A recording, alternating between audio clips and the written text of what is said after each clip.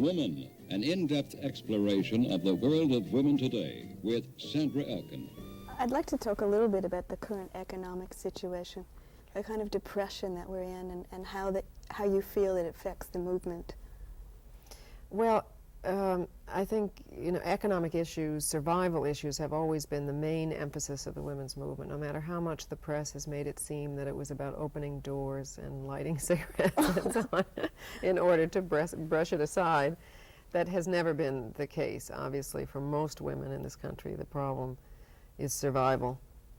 If you consider, to throw in one, statistic for argument's sake, that of all the jobs that pay $15,000 a year or more, 94% are held by white males.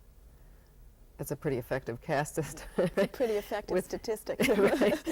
With the other 6% left over for all women and for minority men, you really begin to see that it's a pretty rough situation, especially for older women. I mean, women over 65 are the single poorest group of people in this country, whatever the race of the woman, and for female-headed families. So it's always been the emphasis, but now, of course, it's even more severe because we get female unemployment going up much, much higher and faster.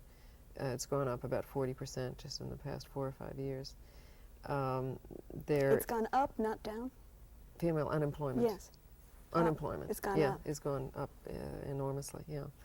And there are at least 2 million and probably more women and kids on welfare just in the past few years.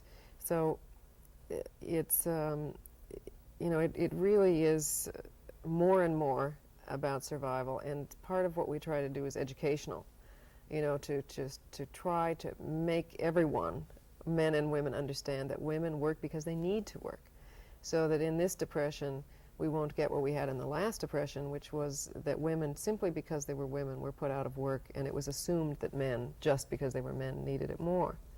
One of the charges that's very often leveled against the women's movement is that it's imitative. How do you feel about that? Well, I think that's inevitable in a sense. That is, both because what we know is the world around us, and because, well, for instance, the black movement was always, in the beginning, thought to be trying to be middle-class white. That was the great ideal, And so women are said to, want to be like men, or to have a piece of the pie as in the system as it exists, and so on. But I think that's